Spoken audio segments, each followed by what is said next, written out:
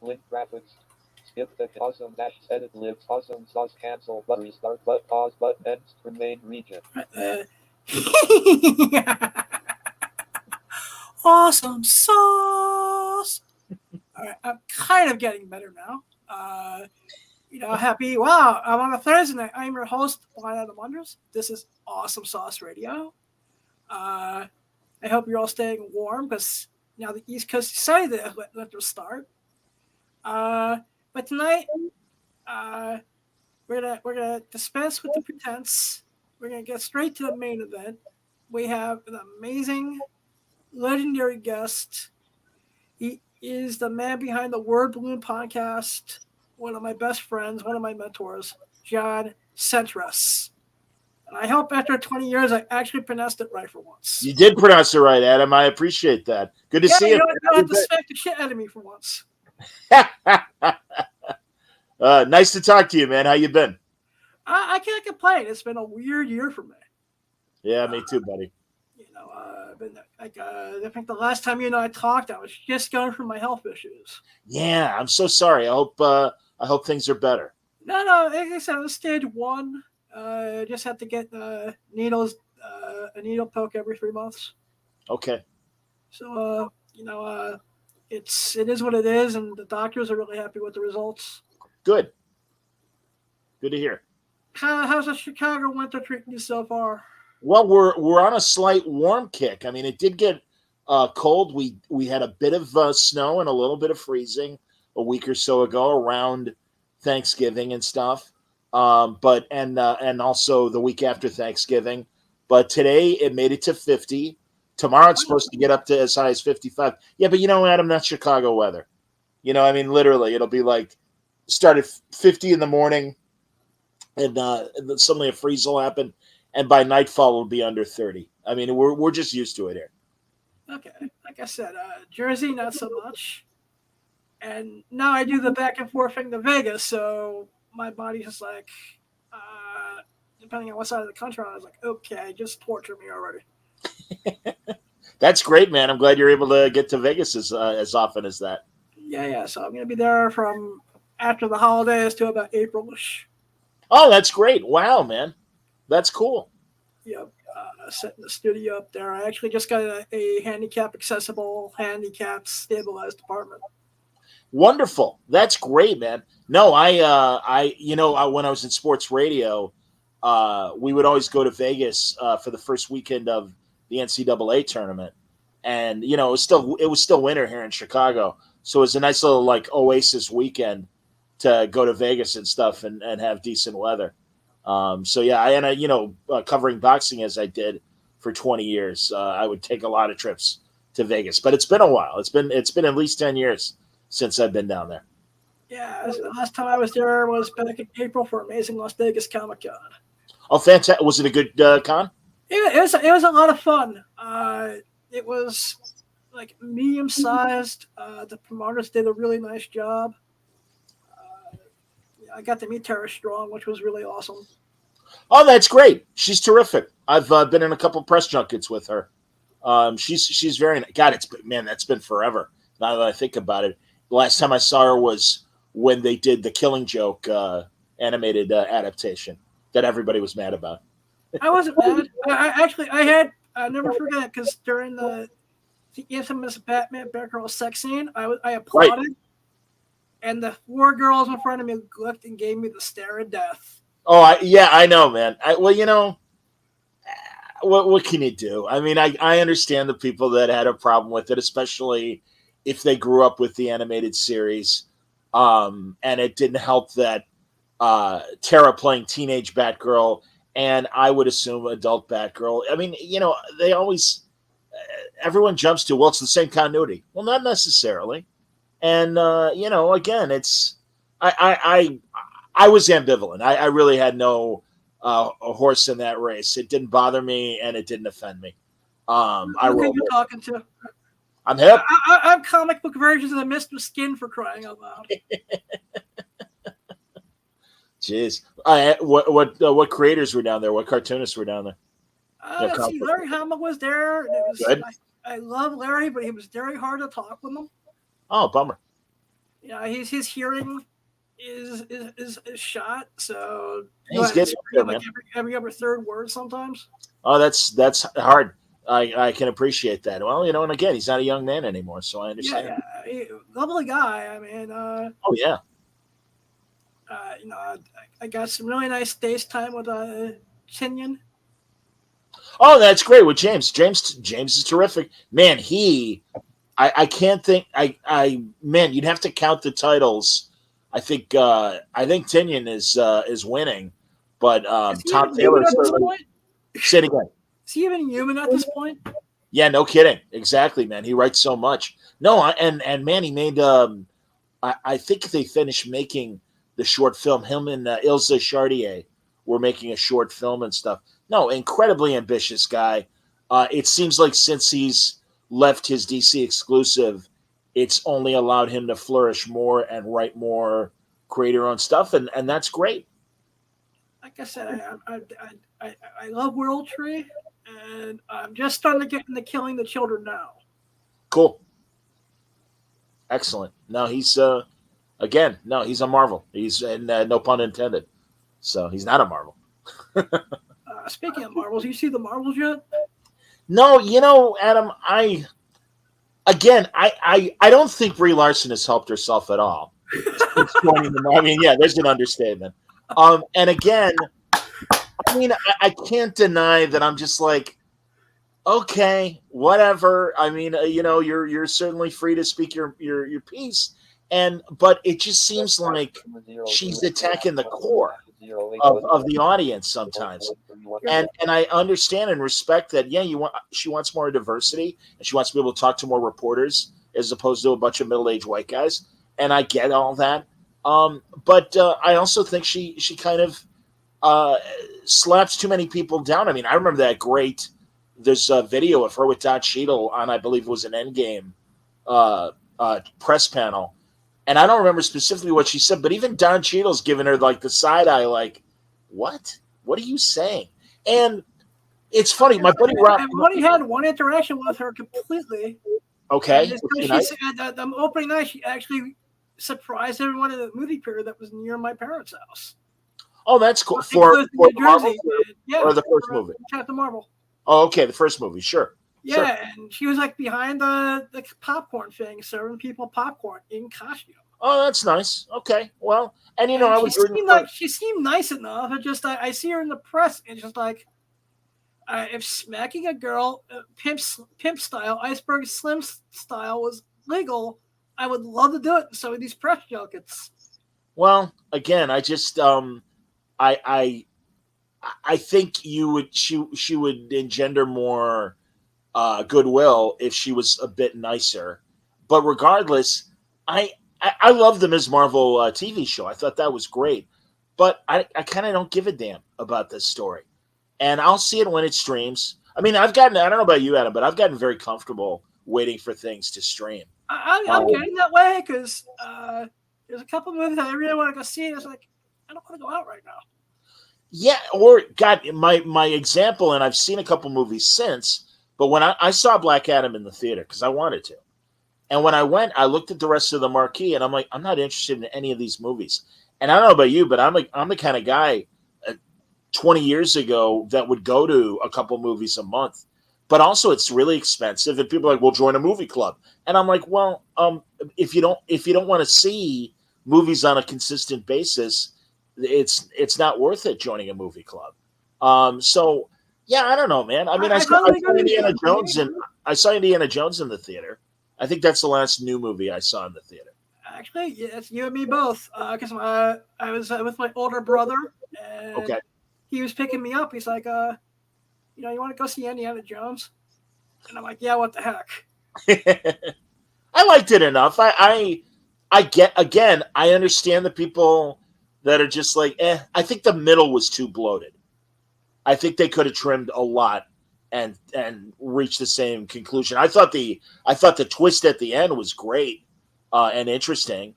And I liked seeing him as an old man. And all the Phoebe Waller-Bridge hate. I'm like, relax. Fine, she's a capable co-star. There's nothing wrong with a capable co-star. I didn't have any problems with her. Yeah. I actually had, out of all the movies I watched, I actually had a lot of fun with that this year. Yeah, it was all right. I would say I think it's better than Crystal Skull. I'd say it's the fourth out of the 5 movies. First, obviously, being Raiders, and then Temple of Doom, then Last Crusade. But Last Crusade is really good and really funny. Crystal Skull was decent enough. Yeah. I Well, kind of forget. yeah, I'm glad I saw it, but like I don't rewatch it the way I do the first 3. And Dial of Destiny, we'll see. We'll see. I mean, I have watched a bit of it since it started streaming on Disney. It's just too much for me to stream right now. Got it. It's just like, okay, by the time I get done watching the stuff I want to watch, like The Boys and Gen V and all episodes of South Park. That was great, the pandering. The Pandaverse was the greatest thing I've seen in 5 years. Fantastic. No, those guys still got it. And they're not wrong. I mean, again, I think I'm a very liberal, but it really does feel like, wow, seeing a movie about, I mean, since Shang-Chi is the last guy movie from the Marvel side, and The Flash was disappointing, I thought. I haven't seen Blue Beetle yet. I'm too old to watch Teen Heroes. Although I loved, and I guess technically they're a little older than Teen, but the Boys spinoff, Gen V, was amazingly great. I'm just starting to catch up with it now. It's great. So, right now, man, watching Doctor Who, watching For All Mankind, just finished Frasier. My guilty pleasure is the Julia drama that's on, or comedy drama that's on Max. I love it. I have to check it out. How's Frasier? Frasier grew on me. I really, I mean, you really feel the absence of that amazing cast from the original show. And there's a few, if you're going to see it, I don't want to spoil, there's a couple stunt guest star moments. It's like, oh, thank God. But I will say, I finished watching all 10 episodes. And by the 10th episode, I've gotten used to the new support people.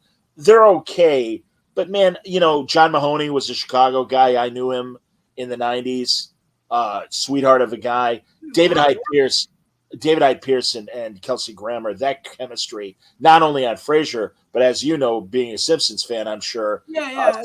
Sideshow Bob and Cecil. Oh my God. I mean, those guys just, they just have it. And that's the thing, man. You miss them. You miss Jane Leaves. You miss, I forget the woman's name who played Roz. They were important. They were good characters. So this new group, you had to kind of get used to them. And at first, it just felt like everybody was going through the motions. I mean, Kelsey Grammer is still Frasier, and he's really got that character down. It's kind of like Jack Benny, the old radio and TV guy, just knowing his character and can just walk in any situation and start being Frasier. It's for him. It's like putting on a pair of old shoes. 100%, man. Yeah. So I have to say, as it went on, I think it got better, and I would, certainly if you're curious, it's worth checking out.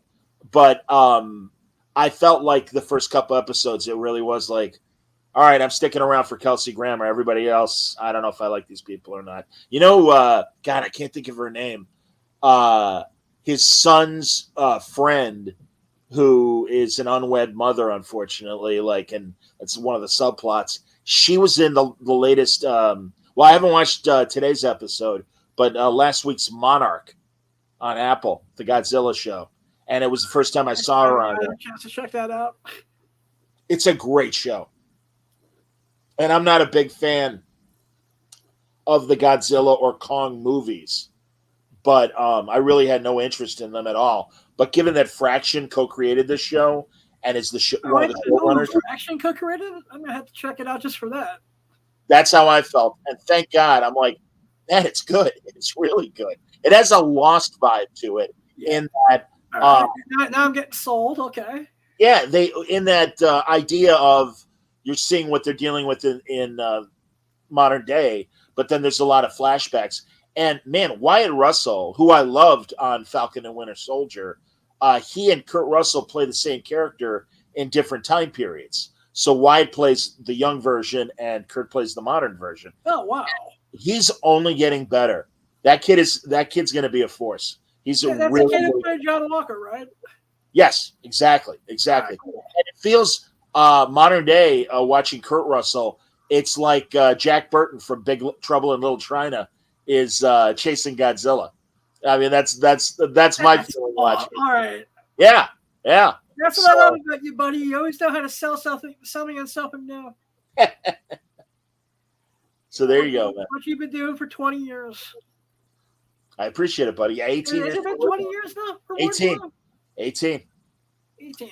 I just recorded a new talk with Johns and Jeff Johns, and he's like, "How long have we known each other?" I'm like, 18 years. He's like, "Holy shit!" I'm like, "I know." And same with Loeb. I talked to Loeb in the last couple of weeks, and he's like, "Oh man, really has it been that long?" I'm like, "It's good. No, that's good, man." So yeah, it's fun. I mean, a lot of these people that I've been talking to consistently for all this time, they've kind of become friends. Oh, yeah. How's Bendis doing? Bendis is doing good. Bendis is doing great.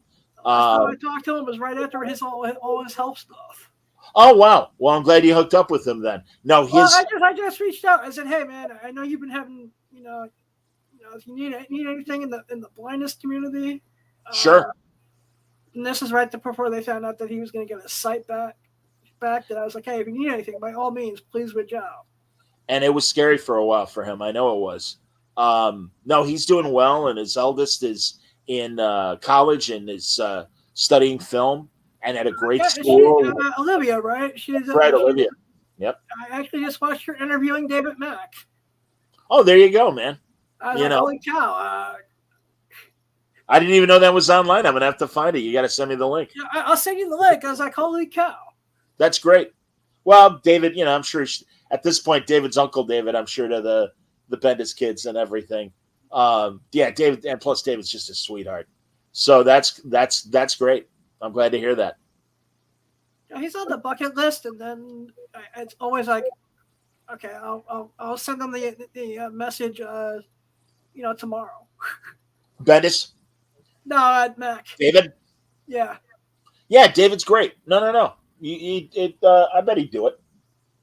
David's a wonderful guy. Well, I met him back at a convention in 2003. He seemed like a really sweet guy. That's cool. I have a Daredevil silk screen that he limited silk screen that he did. What year was that? I'm assuming like 2004 or 5. It was before I started the podcast. But no, he's great. David and Brian and Oming, I met them all at the first Modern New York convention in 2006. And that was the year. I like to dub the Fire Marshal show. Exactly. Yes. Fire Marshal closed down the floor. So if you left the floor, you had to get back in line, and they'd let 10 people out and they'd bring 10 people in because they were at maximum capacity from a fire. New York Comic-Con was New York Comic-Con, people. Oh my God. Yeah. And then it was only in one room. It was a big room, but still. And he felt like it was like the convention of the damned because he kept circling if you didn't want to leave. And finally, Brian's like, hey, sit with us for a while, man. And then I really bonded with Mac and Oming and, again, Brian too. And so that really, I think, solidified my acquaintanceship with all of them. And then we only became better friends. And now, Oming and Bendis are the ones that I talk to on a regular basis. It's been a while since I've talked to David. And I love David. He's a good man. Like I said, I follow him on Facebook since I've got my account back up after the first one getting killed. I made a joke. Facebook didn't find it funny. Jesus. Yeah, it's weird. I mean, the whole thing.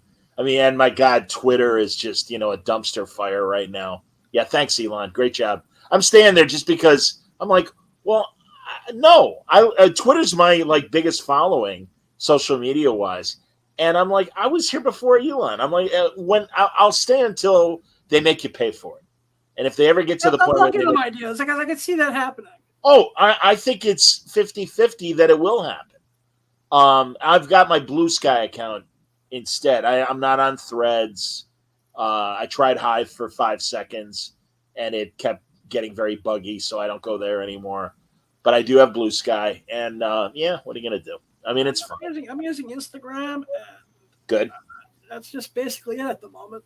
Okay. because all my porn star friends are on Twitter. So Sure. How are your porn star friends? all good, man. I had to send you the episode because I had a dream come true this year.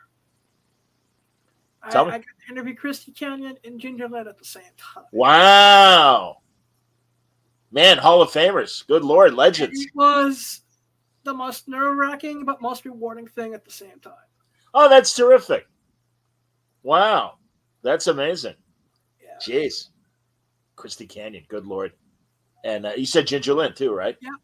Yeah. Oh, no, I'm a big Ginger Lynn fan. Lovely woman. Not that I dislike Christy Canyon, but of the two, I would definitely go, yeah, Ginger Lynn, how you doing?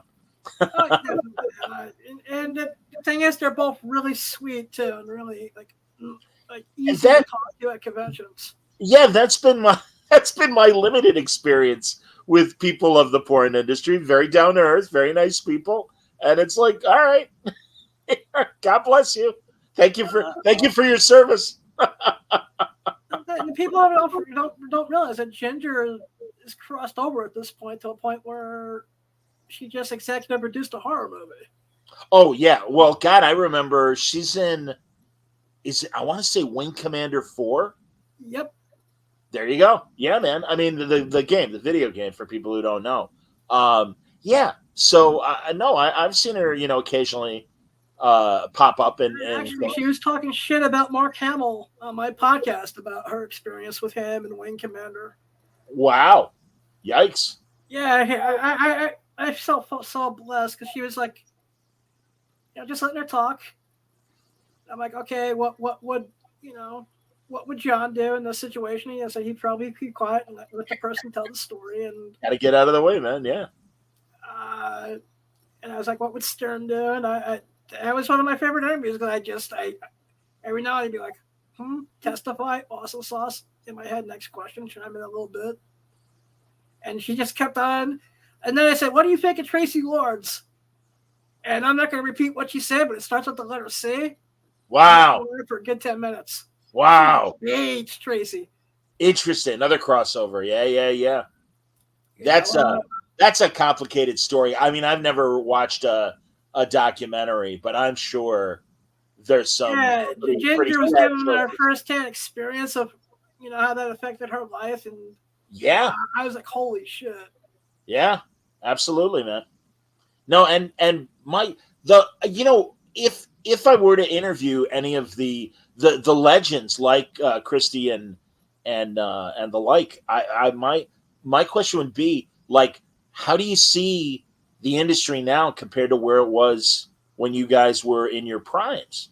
I mean, even Ginger and how much it's changed since, even the last 25 years or whatever. Because that's what I do with comic book people that are older people. Same with sports people. Do you know the comic original art dealer, Anthony Snyder? He's one of my best friends. I love him. Oh, there you go. Art, man. I love that. Yeah, dude. man. And of course, you guys are both Jersey and everything too. I was a big fan of his father. I grew up watching Jimmy the Greek give his football picks and stuff. Yep. And Jim the Greek is Anthony's father. Yes. Jimmy the Greek Snyder. Absolutely. And that's why I'm like, you just blew my mind right now. Oh, I didn't know you didn't know that. I've known Tony for Anthony for 20. Oh my God! Well, yeah, I never knew that. That's a new conversation for you when you talk to him. I'm going to see him next week at the Big Apple Comic Con. There you go, man. No, and tell him I said hello. But I'm like, I mean, I wanted to talk to him about him and his art collection and his thoughts on the original art buying scene and everything. But I'm like, Anthony, I got to ask you about your dad, and he loved it, and I'm so glad. And I figured, because, hey, man, we all love, if we have a good relationship with our fathers, we love talking and telling stories about our fathers. But I'm like, look at how the world has changed from his dad covertly doing football. I mean, like, he had his football picks nationally syndicated in the newspaper. He was on CBS on the NFL Today every Sunday. But now, I mean, my better example is Pete Rose, gets busted for gambling on baseball. And now DraftKings have like booths in almost every stadium. You can like go on your phone and go on DraftKings right now if you want. Absolutely, man. And I have. So no, it's a different world. So yeah, I'm like, can you imagine your father in today's environment and stuff? And yeah, Anthony's like, no, I wish you were around to talk about it and stuff because yeah, it's a different world. And the same goes for porn. The same goes for comics. Same Everything. goes for everything right now. Oh yeah. Like I said, I watch old episodes as a comedian. I watch old George Carlin and Sam Kinnis and stuff, and being like, half the stuff they said, people looked at me like, you're the most politically incorrect motherfuckers on the God's green earth. Yep. I think like Chappelle, neither of them would care and write it out and probably survive any scrutiny.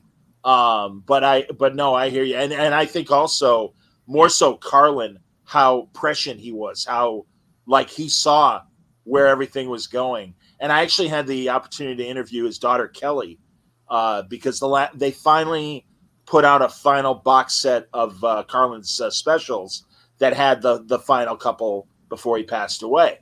So this PR person, the unaired ones. What's that? Did that include the unaired one or two that they did too? That's a good question. Actually, I don't. There was the unaired one they did was the unedited version of the one that was supposed to air during 9/11, but they re-edited it and reshot. Oh no, I think this was all. I didn't notice that. The stuff that I had never seen before was a lot of his early '60s stuff before he went hippie.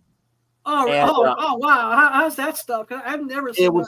Well, it's fascinating. I mean, I'm a big comedy nerd as well, and I, talking to Kelly, I really, felt there were like 3 stages of George's career, and there was that initial clean cut, button down, very very traditional period. Then there was the hippie period. Actually, I'd say 4, because then I think in the from the early '80s till like '89 or '90, he kind of was lost. And if you see the HBO special, they kind of cover that, where like when Rick Moranis was doing a killer George Carlin parody on SCTV, and that kind of freaked him out. And it's like, oh man, they're making fun of me now, Jesus. And Kinison freaked him out in a good way, where it's like, oh, that's the new like rebel. I got to get back to my chops. And there's this great HBO special. It's called Back in Town, and that's when he found his mojo around '89 or '90. And he was fine for the rest of his life. Yeah, all right, now I know which one you're talking about. Yeah, that's like one of my favorites. Yeah, but like when that period of place for my stuff, it's like that's kind of second-rate Carlin. It's still funny, but it's not as funny as his edgy stuff. And yeah, man, his angry old man groove that he had from like 1990 till the end, those last 14 years or 18 years, I forget when he died. If it was 04 or 08, I think it might have been 08. Because yeah, his last special came out in 07. Oh, there you go. Yeah, of course. No, man, he was sharp till the end and fearless and taking on the man. He was amazing. I kicked myself because I had a chance to see him live and I just could not find transportation. Just trying to get someone, hey, you want to go see Carlin with me? And like, no one can get off. It's a blindness problem. That I respect that. Mel Brooks, he did it in Radio City, but prior to that, he also did it at the Chicago Theater. He was interviewed on stage. They showed the entire Blazing Saddles, and then he stuck around for a really long Q&A. And it was on a Sunday afternoon at the Chicago Theater, and I was trying to find someone to go with me, and I was prepared to go by myself, but I had 2 tickets. And one of my best friends from college who adores Mel Brooks, it's like, and it was a couple days before, and he's like, I'm taking my daughter back to school. And his wife is like, I'll take her back to school. Are you an idiot? This could be the very last time. That's a good wife. Yeah, because again, I mean, and God bless him. This was 7 or 8 years ago, and Mel's still with us and still vibrant. But yeah, man, I'm really glad I saw Mel Brooks. It was great. Carol Burnett too. She came to the Chicago Theater, and I'm really glad growing up with them, getting to see them live before they passed away was something. I also saw Bill Cosby like 3 months before the scandal hit. Oh wow! And I took my nephews, and my nephews to this day are just like, remember when we saw George Carlin, or rather Bill Cosby, and then everything went, came crashing down. It's like, Actually, 3 weeks after the scandal, I was at a one-day comic show just buying and selling stuff. I had a Fat Albert one off the wall, and people were giving me shit. Like, how can you support him? I understand. Yeah, again, man, and Seinfeld took a chance and admitted I can separate the art from the artist, and he survived it. But I mean, he said that live on either Colbert, I think it was Colbert, and I think the audience was a little shocked when he's like, "Well, I'm not saying he's a good guy, but I do think his comedy's still funny," and that's controversial. What are you gonna do? I still think the Fat Albert is one of the greatest cartoons of all time. Sure. Hi. The Christmas special is still in my top things I watch every Christmas. I understand. Because that Christmas special teaches the lesson of moving on after someone passes. There you go. I'd forgotten that. Wow. I remember the first Fat Albert animated specials before the Saturday morning cartoon.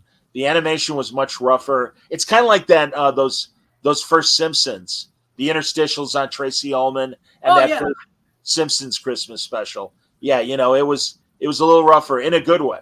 They're interesting. I don't know. I should scope around YouTube and see if I could find that first special. Yeah, like I said, YouTube's weird with what they have and what they don't have, and also lately what I get hit with and don't get hit with when I show clips. Yeah, I'm excited because I'll find really old variety specials and canceled TV shows that only lasted half a season or whatever. So I'm really thrilled when I find crap like that. Yeah. So a question I wanted to ask, and I want to get your take on it. Sure. What do you think of Mark Miller going to Dark Horse? Yeah, isn't that interesting? Well, if it's a better deal, as you know, the Image thing is they pay the upfront costs of publishing stuff, and then you get the back end. That's the model. I don't know the specifics of his Netflix deal, but if you've got a publisher that's willing to, run your stuff and work through them, I think it might be, depending on your audience base, sometimes it could be a better financial deal. I mean, that's what Bendis did. Bendis took all his Jinx World stuff and moved it from, first it was Image, then it was DC, and now it's Dark Horse and everything. So I know a lot of people love Mike Richardson and love the way Dark Horse operates. Mike, I don't even know from a market standpoint where Mark is with his comics. Because, I know, again, the last time I talked to Mark directly was pre-pandemic, and it was 2018 or 19. He was here in Chicago. And, God, we spent so much time together. It was so great. We had dinner together. We hung out after hours. It was wonderful. But that's the last time I really talked to him. I've sent him emails, and, listen, everybody's busy, and nobody's obligated to come back. And certainly Mark's done enough shows with me that if that's it, that's fine. I don't believe that's the case. And maybe with this Dark Horse move, maybe that's a reason for him to come back and let people know that that's where his comics will be moving forward. Last time I talked to Mark would have been right around when Superior was coming out, because he did conventions in New York, and then we bumped into each other at San Diego back in 2019. Oh, there you go. That's cool. And I love Lucy. I love Mrs. Miller. She's terrific. Yeah, the whole plan is good because we it was a quick hello and how are you, and then I was trying to get to the Rick and Morty panel that I got bumped from. Oh, dude, we're like especially San Diego, we're like rocks crashing on the shore from the waves. We're literally, it's like for a second, it's like, oh, hey, we're all together. Man, it's really good to see you, but I got to run. Okay, see you later. And then the tide pulls us back into the water, and you may not see that person again for the next 4 days. That happened to me with Fraction and Kelly Sue.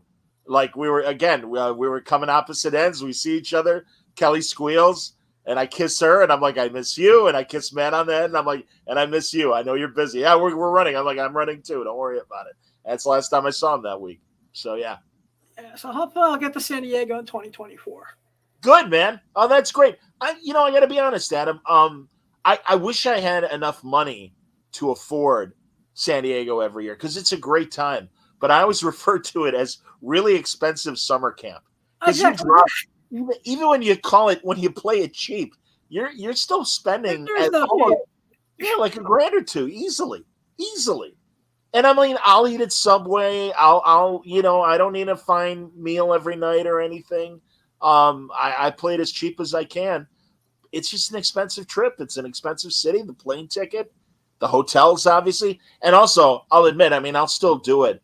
And I don't know about you, but getting your own room is ridiculously priced. So you got a bunch of buddies. Hey, you guys want to split a room? Exactly. Yeah. But I got to admit, man, it's like I need a bed, guys. I'm getting old. I can't sleep on the floor anymore. but even like those like 10 room, like those dorm room style hostels. Sure. Like $20-something a night. Even those in San Diego that week. Well, they fill up. Fill the crowd. They just bump everything up. Yeah. Oh, 100%, man. Got 2010 or 2011, John Hickman, Bendis, and the Immermans, Catherine and Stewart, are all like, hey, if you're going to San Diego, we really like you to moderate our panels. And I'm like, oh shit, I guess I'm going to San Diego. So luckily I was still working at the radio station full time. So I got a plane ticket. I stayed at some gross motel that was near the naval base. I know which one you're talking about. That place they should just name it what it looks like, the Crack Whore of San Diego Hotel. That's what I was going to say, man. Like, there's a Jack in the Box down the street. Yeah, I know exactly what you were talking about. Yeah, it's like we're the best hotel in all of San Diego to get mugged at. Exactly. And I mean, I'm wearing, not only do I have I'm head to toe with sweats on and stuff, I think I put my socks on my hands like mittens because I'm like, I don't want to touch anything. This is disgusting. And even those hotels that were reasonable at that moment, they bump up the price on those because, you even probably are aware when you're there, the kids that will sleep on outside in backpacks and stuff on the grass area of the convention center. They probably cracked down and stopped letting you do that at this point too. That's a good question. I mean, I haven't been there since 2018, and they're working still doing it then. By luck, I was able to go for 2019, and then I haven't been back since. Just sure, between health and family, and it's just this year. It's like I really don't want to spend the money. So I understand. But I'm lucky, having done Word Balloon now for 18 years. I mean, there's always new people to network with and meet, but I don't have that imperative to do San Diego and New York like I did in the early days when I was still kind of trying to get credibility and let people know what I do. And it's nice. I mean, I forgive me. I don't mean to sound like, I'm so important or whatever, but there are the turnover at DC and Marvel in the PR departments, and especially especially at DC, where you get that David Spade SNL and you are, and that is, and I won't name names, but a year or so ago, I was arranging for a new interview with Jeff Johns, and I'm CCing Jeff, and I get this note back: don't talk directly to the guest. Do everything through us. And I'm like, Jeff and I have been friends for 18 years. Don't tell me not to email my friend. I'm like, and also there was another guy who took over, and it's when Brian was doing Superman, and the guy's like, I understand when you arrange for interviews with Bendis, you do it directly through him. I'm like, yeah, that's right. And the guy goes, well, that's going to change. And I smiled and I said, probably not. And Brian was right there, and he's like laughing. And he goes, it's okay, dude. It's fine. He goes, yeah, John, don't worry. I'm like, I'm not worried. I'm like, this is the outsider. This is the new guy. I'm like, I'm not going to change how I do business to make you feel important, new PR person. Get over yourself. Like I said, some of the PR, how many times has DC's PR people changed in the last 5 years? Because I can't keep up anymore. It keeps happening. Name? that one chick they had a couple years I back. know who you're talking about. I won't name her because I won't shame her. But Yeah. I did not get along with her either. I will say, and I mean this honestly, and I will use these names because they're good guys. Clark Bull and Mike Schelling have been great to me. And Mike, even at the beginning of COVID, was like, you know everybody. Is there somebody we can help you get that you haven't talked to ever or in a long time? And I said, well, I haven't talked to Graham Morrison in 10 years. You can make that happen for me. And they did, but unfortunately, it was when he was doing Green Lantern with Liam Sharp. And Okay. they're like, hey, we got Grant and Liam together. And I'm like, listen, I love them both, but I don't want to short shrift. I just did a talk with Johns and Jason Fabik. And I should have listened to that sometime during the weekend since I had to quarantine for the next couple of days. Gotcha. But yeah, I don't like doing two people because I always feel like someone's going to get less of an opportunity to answer questions. But it worked out with Jason and Jeff just fine. Nice. How do you feel what advice would you give to someone just thinking about starting their own podcast at this point? Well, I would say get into it because you want to do it. Don't get into it thinking you're going to make a ton of money. There are so many podcasts. Hell, I remember Adam, Chris Niesman back in 2009 or 10 going, look at how many, there are more comic book podcasts than there are movie podcasts, for Christ's sake. And I'm like, yeah, I mean, anyone can do it. And that's the best thing about podcasting and the worst thing about podcasting. But, you gotta want to do it. You gotta want to put out a consistent product every week because if you let too much time go by, you may not get followers. You need to have something to say, whether you're doing interviews or just giving critiques. I mean, but I would say those are factors to keep in mind. And I can't just continue to do a puppet show after 9 years. Say it again. What about a puppet? I can't just continue to do a puppet show with Mickey Mouse and Minnie Mouse plushed animals going interacting how Mickey and Minnie would have sex. Is that a shot at somebody's podcast that we know? I don't know. That was my first 6 months. Oh, I didn't remember that. I'm doing all sorts of weird stuff like that. Yeah, but again, you've found yourself now in the groove of doing interviews. That's good. Yeah, again, I just and also I think a group podcast doing interviews is tough. And I just was a guest, as I said, on a group show, and they handled it well because I'm always afraid of, and I certainly remember examples of this where it's a group and person one goes, okay, guest, how did you get into comics? And the guest says, well, I spent 10 years in jail for a manslaughter charge. And while I was there, I decided to start writing, and I got out of jail. And then host 2 goes, well, what's your favorite color? And it's like, no. Wait a minute. That's not a shout at any particular podcast because I think you might know. Like that. I think you might know who I'm talking about. But yeah, it is that show and that dynamic. And I haven't listened to them in years. I used to be a part of that group. I'm well aware, man. That's how I became aware of you. Yeah, because until they deemed that wasn't funny enough because they found some drunk motherfucker to replace me with. That's right, drunk Captain America or whatever. Yeah, you know what? I'm not gonna. Since I am the CM Punk of comic book podcasting, why am I shying away? Comic Book Speak, how you doing, bitches? Adam said that. Yeah, I said that. Well, I'm still friends with Pants. I love Pants. Fine, man. I hope he's still alive. I haven't talked to him in a while. He's a sweetheart of a guy. The others, they had their issues with me. That's fine. Like I said, the one I was the best friends with, and God rest his soul. I was good. Oh, was it Jamie? I was really good friends with Jamie. Okay. I was great friends with Pants, and me and Nerd would see each other at a show and we talked for 5 minutes. That's cool. The rest of them, it was just like we tolerated one another.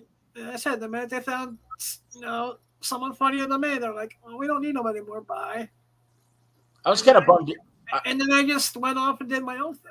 Sure. Well, and I mean, it's weird. Peter Rios and I got along great for a long time, and then I kind of they really all right. Now you've opened a you've opened a fun can of worms. I'm happy to go through this. They were mad at me because I was listening to them. They didn't understand why the Green Lantern cartoon got canceled. And I'm like, you guys talk to professionals all the time that work in animation. Rather than just stew about it amongst yourselves, get the answer. And I said, and they're like, well, do you know the answer? And this is all on their message boards. And I'm like, yeah, because it didn't sell enough toys. Yeah, but what about the adult audience?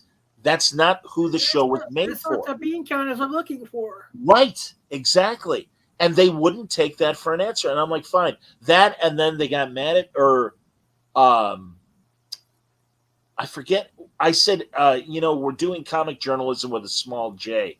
And they're like, you're not a journalist. And I'm like, well, I'm not a, Woodward and Bernstein newspaper man. I said, but I'm an entertainment journalist. Sure I am. Oh, no, you're not. And I'm like, all right, you're entitled to your opinion, but here's the definition of a journalist. I think what I do covers that. And, whatever.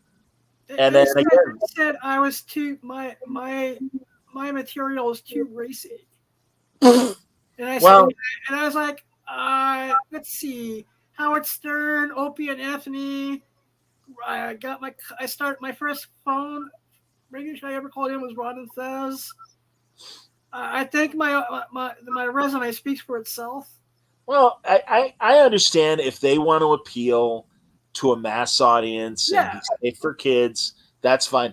I'm coming from radio where I had FCC restrictions, yeah. don't swear, don't, whatever, and also bosses. That's a little too controversial, John. Pull it back. Well, I don't have those problems with word balloon. And I tell I while I don't encourage swearing and whatever, I tell my guests, if you want to speak your mind, by all means, speak your mind. It's okay. Yeah. Me, it's not like when I try to be within good taste, and I don't do things just to shock people. I do feel the art, and you coming from a radio background, I do feel that the art of the shock jock is dead sometimes now. Oh, God, yeah. Absolutely it is. No, man. Well, again, cancel culture. The stuff that flew in the 90s as far as even though it was, shock jock radio and stuff. Oh, people would get fired left and right. I would get fired from my sports job because I would do sketches and I would do ethnic accents and I would do parody songs that made fun of people in the news and stuff. So no, I'd get fired in a heartbeat today. And I realized that but the difference is I understand. I read what the temperature in the room is. When I do traditional media, I behave myself. And a friend of mine has a podcast called Radio Girl, and she interviews a lot of radio veterans and stuff. And she had me on, and she didn't know what I did in the '90s in sports radio. And I told her, well, I did a lot of sketches, I did a lot of parody songs, and she's like what? And I laughed, and I said, well, under the advisement of my attorneys, I won't go into specifics. I go, I'm like, that stuff's out there. If you're Awesome. But and if that stuff ever, because as we've seen from some celebrities who got bit in the ass for something they did in some cases literally 30 years ago or 35 years ago, mid 80s and the like, it's okay if any of that stuff ever comes to light and somebody demands an apology, I'll apologize. But I will also say, well, back then it was a different world, but I certainly recognize that it is a different world now. And, if the morals of today were applicable back then, I would have been a little lighter in my stuff. But like you said, My just stand-up stuff, it was ever on tape. there you go, man. No, and then that's the thing. No, and again, I had the same influences you did. The people like Stern, and here in Chicago, we had Steve Dahl. That weren't, they were fearless, and they but again, it was a joke. It wasn't serious. It wasn't really hate inspired. But Yeah. people are more sensitive now. Again, I recognize it, I accept it, and certainly never was my intent to offend. And that is my MO today. I do not want to offend anybody today. Same here. Yeah. At the end of my day, the mission of Awesome Sauce Radio is to, you know, turn any fantasy into reality, no matter how bizarre or twisted, and to remind people that you don't need sight to have a vision. Sure. You know, I was told for 3 years at school for the blind that blind people don't do this, the blind people don't do this. And then one day I just went and did it, and I did a 2-hour podcast on them. And then they're like, we need you to not talk about us at a critical, talk about this place critically like that on YouTube ever again. Jeez. I'm like, okay. Oh, man. Are you watching the new Doctor Who stuff? Or is that not your bag? I haven't had a chance yet. Okay. All right. I'm liking it for the most part. I just saw that it started airing like a couple hours ago, and I was like, oh, right. There's another show I need to catch up with. Dude, I'm telling you, like I said, I rattle off a bunch of shows that I'm currently watching, and I haven't even gotten to Slow Horses yet. Great comedy spy show on Apple. And what's starting in a couple weeks? Oh, Clive Owen is going to do a Sam Spade show on AMC. That's really cool. And I really want to check out. It sounds amazing. And BritBox, I'm killing myself that I dropped BritBox because Jason Isaacs right now has this Cary Grant miniseries called Archie. And I saw him doing an interview in the Cary Grant makeup, and I am stunned at how well they made him look like Cary Grant. It's scary. Let's go. What are you reading nowadays? Comic-wise? Yeah. Kelly Thompson, Birds of Prey. I'm burping. I'm drinking my Coke while we're talking, so I'm burping a lot. Kelly Thompson, Zdarsky, both create her own stuff like Newburn and Batman. Ram V, both detective, and his create her own stuff. Certainly, I'm excited in a couple weeks for Brubaker's next graphic novel with Sean. Wade is killing it at DC right now with the stuff he's doing. Marvel, I'm really enjoying Philip Kennedy Johnson's Hulk. It's this Southern horror kind of thing that I think it's one of the best things Marvel's got out right now. Yeah, I agree. It's actually made me a fan of his body of work because I actually love his run action comics right now. Oh, so do I, man. No, and he's become a good friend over the years to the point where whether it's a convention or even Army stuff, occasionally he comes to Chicago and we make sure we have a meal together while he's in town and stuff. Now, I like Philip's he was at the Secret Stash a while back, and it was on a date that I had a family thing. Oh, bummer. Tom Taylor killing it, as always. I'm glad Greg Rucka's back in comics, and I think his future story is really good through Image. Yeah, there's some people right there. I have to admit, I'm reading a lot more DC than Marvel these days. And I keep, David Pepos, the new Punisher, really surprised me. I was really concerned. I wanted to hate it. I read it, and I'm like, it's not half bad. It's really good. Yeah. And that's a good kind of hard violence espionage comic. Ron V's Vigil at DC was just so terrific. And I hope that another arc comes back. It was a limited series. It was only 6 issues. But he introduced a lot of new characters. It's set in DC Universe's India. And I really appreciate comics that are not so U.S.-centric, and we get a better vibe of the rest of the world. And Rom's one of the perfect guys to deliver that kind of story. Sweet. I'm reading Daredevil. Yeah, Daredevil's still great. Absolutely. I like the. I'm surprised it took them this long to try it. The Matt Murdock as a preacher angle that they're doing. Yeah, pretty neat, and it makes sense. Again, it's like, sure, of course he would. Based on his mom, based on his own Catholic beliefs as well. That Jack instilled in him. Yeah, so I was like, this. Once again, I was like, who's going to be able to follow up Sistarsky? And I'm like, this is actually pretty decent. Yeah, it reminds me of when Meltzer followed Kevin Smith on Green Arrow, and Meltzer made such an impact and stuff. And I'm intrigued by what Johns wants to do with Ghost Machine. I really liked. Oh God, I always. It's not GI. It's kind of his Junkyard Joe. I had to think of what it was, and I bet it started as a GI Robot DC pitch, but then he decided to make it his own through Ghost Machine and Image, and that's a really fun and interesting chapter in the Ghost Machine universe, and it's part of a bigger story. And even the way the first story arc ended, you could tell that more is coming and more complicated things are coming. But I thought that's a really interesting story. I want to read Redcoat, Jeff and Brian Hitch, and I love Brian. Brian's a great guy, and Jeff's a great guy. But it's kind of if Highlander were a revolutionary Brit instead of as an immortal, he becomes immortal, and he's been having adventures much like the Highlander and stuff. But it's intriguing, and again, I Amazon stuff. So yeah. All right, cool. I'm reading, of course, I'm reading Starsky's Batman, and I have a love-hate relationship with it. just because, I'm trying to. I think once they deal with this on-air stuff, Yes. maybe it'll get a little bit better. But it just gives certain things. I'm trying to figure out where it's going. I understand.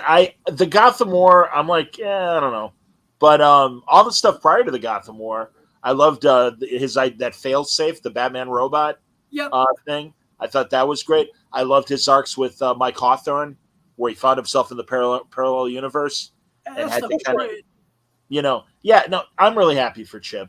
Chip's always been a great artist, and I didn't know much about his writing until he started doing like Howard the Duck and Marvel and some other things. Marvel 2-in-1 with the Thing and Human Torch, Spider-Man Life Stories. And of course with his Daredevil run, and then incredible. And that's backtrack and said, crap, this is one of the guys from Sex Criminals. Yeah. And which I'm trying. Hey, Mr. Fraction, please return my email. I want to get your blessing on making a fan film, please. I'm making a what? A Sex Criminals fan film. Oh, a fan film. Yeah. That's awesome. That's fantastic, man. I want to do a Sex Criminals fan film, and I want to get the blessing of the creators first. Well, yeah. And have you reached out to Chip as well, or no? I haven't reached out to Chip, but I've been playing email tag with Matt, and I know how that goes. So. Well, Matt, honestly, man, I consider Matt, and thankfully he and Kelly Sue, we all consider each other close friends, but Matt for the last 5 years has been all about this Godzilla Monarch show. And I knew, and I'm like, all right, I'm just not going to bother him. It was like that with Brubaker. Brubaker and I have a great relationship, but there was like 6 years that I hadn't heard from Brubaker because he was just so busy doing Westworld and that Amazon show he did with the Dutch filmmaker. I can't remember the guy's name. That's a great show.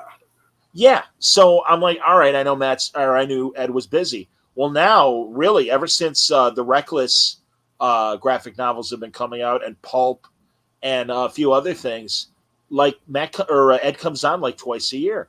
And it's so great because oh, dude, I miss you, right? Because especially in the early Word Balloon years, everyone, when Matt and Ed were at Marvel, they were doing X-Men and then other things, Iron Fist and the like. And I forgot, Chris, when they lived in your basement at one point.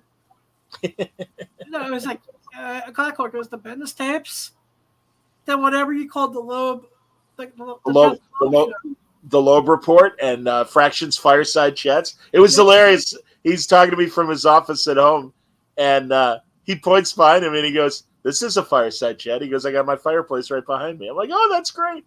So, but I remember like a WonderCon where it was me, Ed, and Matt just sitting on a bench, and me with my portable recorder, and we're just cracking each other up and just having the best time.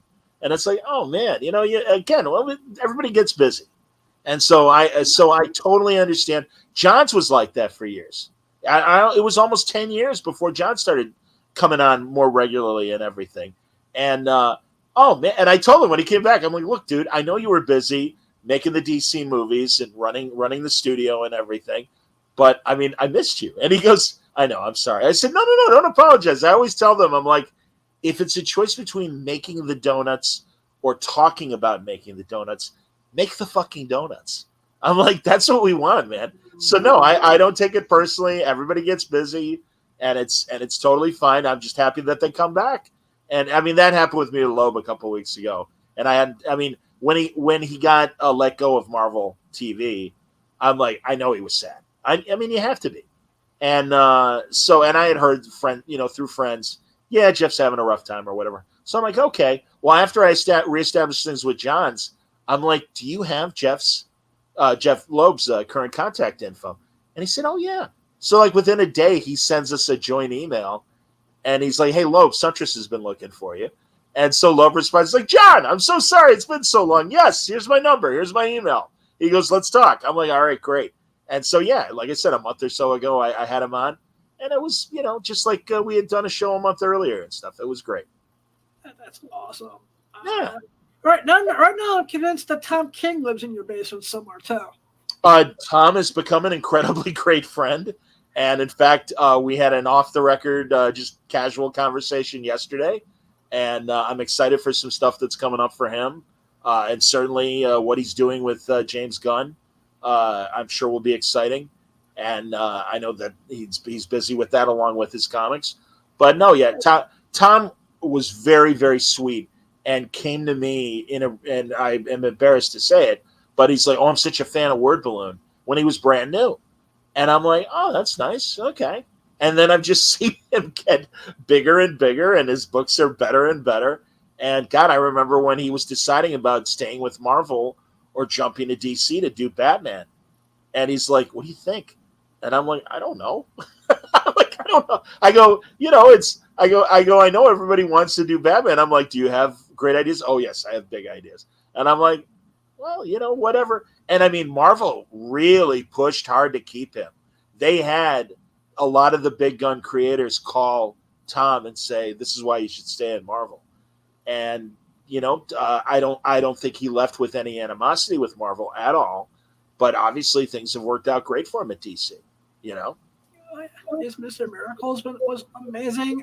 I'm finding his Wonder Woman interesting. It's fantastic. And Penguin is really great. And him, this reminds me, I got to get Greg Smallwood on, because Human Target, not only a great reading book, but a beautifully drawn book by Smallwood. And man, I'm telling you, his depiction of Ice, you fall in love with Ice. I mean, she's that innocent and beautiful and classic noir leading lady sort of character, and it totally fits for who Ice is. But that story really took the JLI, the Bwahaha, Giffen and DeMatteis lineup of the Justice League, and really spun it on its head and gave us a really cool detective noir story. It's amazing. God rest Keith Giffen's soul.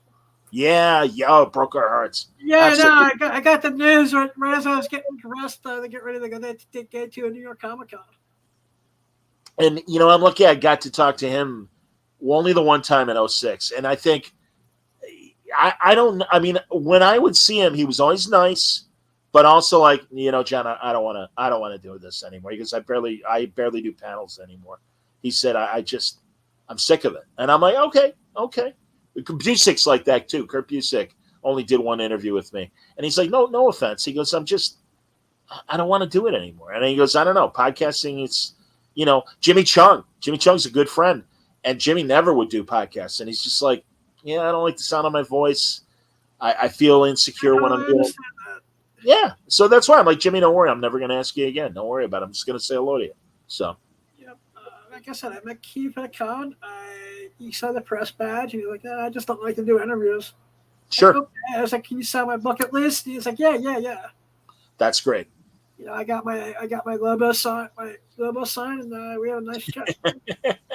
He and I had to ask him when he was doing All-Star with Wally Wood, and this is the early days of Power Girl, and Wally was getting complaints that Power Girl's bust was too big. Is that the one where when Wally would just change the size of her breast like every other issue? Yes, and kept making them bigger. Yes. Yep. And Keith confirmed that. And he goes, yeah, Wally's like, yeah, fuck these people. I'll draw it the way I want. I'm goddamn Wally Wood. And guess what? He was goddamn Wally Wood. So good for him. Oh, exactly. I guess when our first appearance are like small, and then by like our fourth or fifth appearance, but like even my stripper friends are like, wait, this may not be realistic. Did you ever see Adam Hughes drew a fantastic parody sketch of Power Girl and Supergirl? I actually just saw that recently. And Power Girl is just filled with like fangirl excitement. It is so great to meet you. Everybody loves you. And the whole time Supergirl is just staring at Power Girl's breasts with this like look on her face like, God damn it. You know, because Supergirl is not as endowed as Power Girl. I was surprised that was Adam Hughes and not Frank Cho. Yeah, exactly. It had that Frank Cho vibe and stuff like that. Absolutely. Yeah, I was like, wait a minute, how come this is Adam Hughes doing this and not Frank Cho? Yep. I don't know. You know, and now that was several years ago, and God forbid the cancel culture mob come across that. I certainly wouldn't want Adam to experience any ill will because of it. And that's the tough thing, Adam. I mean, what they called good girl art, pinup art, going back to the 40s and the Vargas girls that would be on the B-52 bombers during World War II. Oh yeah, and would be in all the magazines and stuff. It was a celebration of women, and I understand sometimes when feminists get angry and stuff. But again, I think there's it. I'm glad I'm not the judge, because I would probably judge wrong and get hammered for it and probably fired for it, because I like good girl art. I like cheesecake, both the actual food and the art. So, sorry, Homer. No. In the land of chocolate. That was. I haven't had dessert. You can tell I haven't had dessert yet. That's all right. Neither have I. And my mom told me before she left, she says there's a bowl of Christmas cookies somewhere. I forget where they are. Like, right, at the blind person there. So I was going to say, that's terrible. My God. Yeah, good luck. They do that to me all the time. It's just like, just left her this. Don't even tell me where it is. Toucan Sam, follow your nose. The nose would know if it wasn't like getting over whatever my nieces and nephews plagued me with. Adam, forgive the question. I hope this isn't indelicate, but is your sense of smell like? Do you can you smell someone and be like, "Oh, that's my father," or "That's my mom"? I can. I just had to not be suffering with like a mixture of strep throat, the flu, and bronchitis that are for it to work. Oh, yeah. When little to everyone out there, preschool to kindergarten is nothing but a germ factory. Interesting. Yeah. It's like when one kid gets sick, they all get sick, but they bring it home to their families. Yes. And then just give it to everyone indiscriminately, like a mutant power and shit. That's true. That's very true.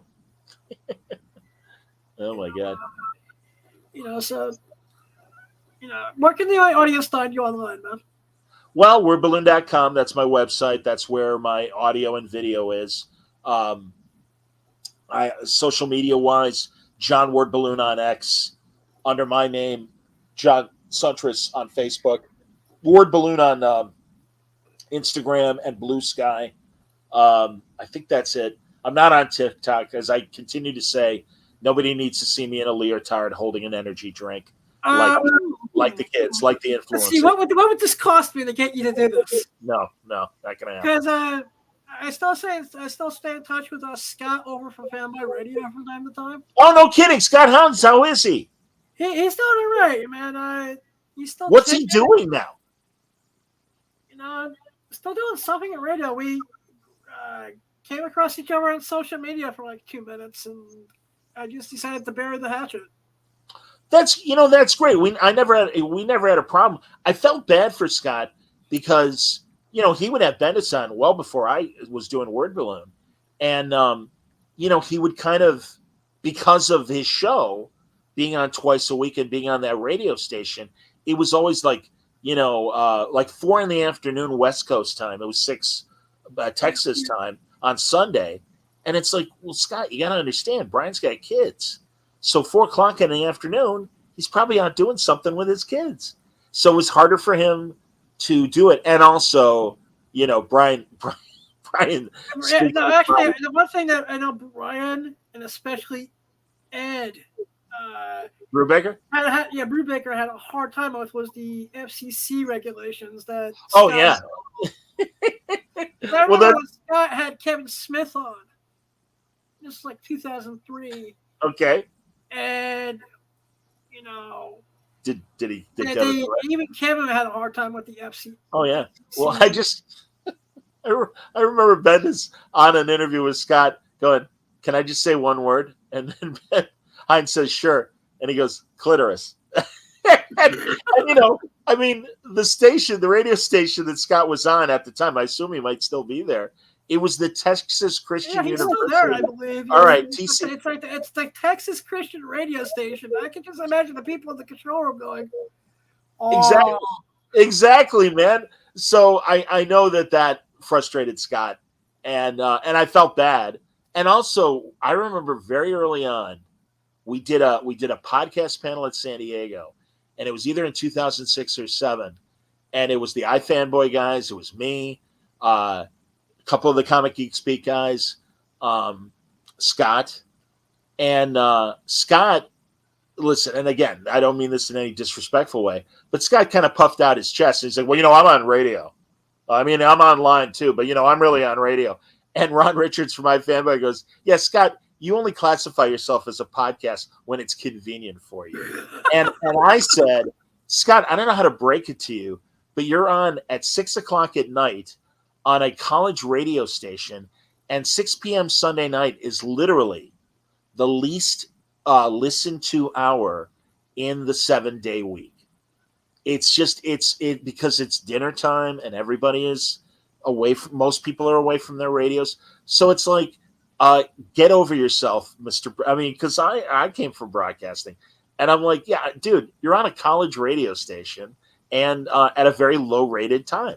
I don't want you to be discouraged because it's great that you do have a radio show, but also it's like, there's some mitigating circumstances here. It's, you're not Howard Stern." Like I said, I never had a problem with him professionally. Him and I had some ideology differences that bled into our professional relationship, me and Scott. Him being a Christian, nothing wrong with that, but of course, once he after my Stern Show appearance, me being a whackpacker for that little bit of time, soured, and I was like, okay, fine. Yeah, I mean, again, then I said some things that a immature 29, 30-year-old probably wouldn't have said today. I understand. Bygones be bygones, but I wouldn't be where I am today without those early Fanboy Radio episodes calling in every week. Sure. Hey, man, I was calling in before I started Word Balloon, and I'm sure that it was part of the inspiration to do it myself, because I would hear Scott with a guest and be like, "Oh, I'm surprised you didn't ask him about X or Y or Z." And it's like, well, rather than wonder, do your own show. And at that point too, in radio, I was kind of shunted to behind the scenes by my program director, and I just felt I needed to do something to generate new interview tape, and that's why Word Balloon started, and then it became its own thing. And rather than trying to get broadcast jobs from the interviews I was doing, it suddenly became a great side gig. And then even when I got downsized because of COVID a couple of years ago, it's my main concern. And thankfully things are, they can always be going better, but they're going pretty good, Yeah. And in closing, I'd like to say thank you.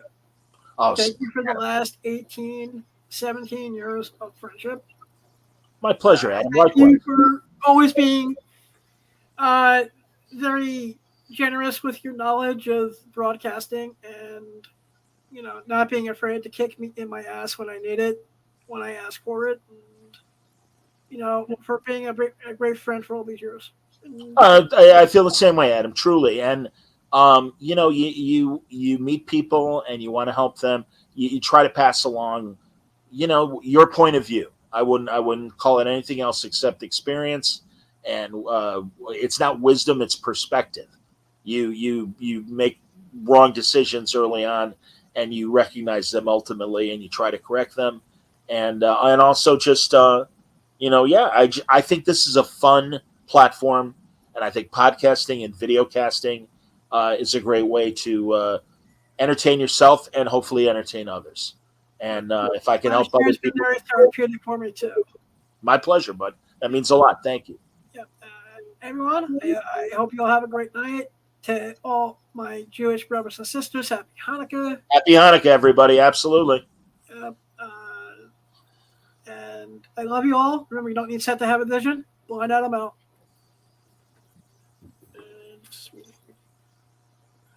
Unlabeled solo within lay group lay leader list show edit layout but new layout removed solo mute one more option removed solo mute John C more option mute mic stop cam but mic and cam present button mic guest leave studio having issues show con start com wrapping the top skip the edit live awesome sauce cancel but restart button pause button end stream button enter banner region end not yet end stream button enter.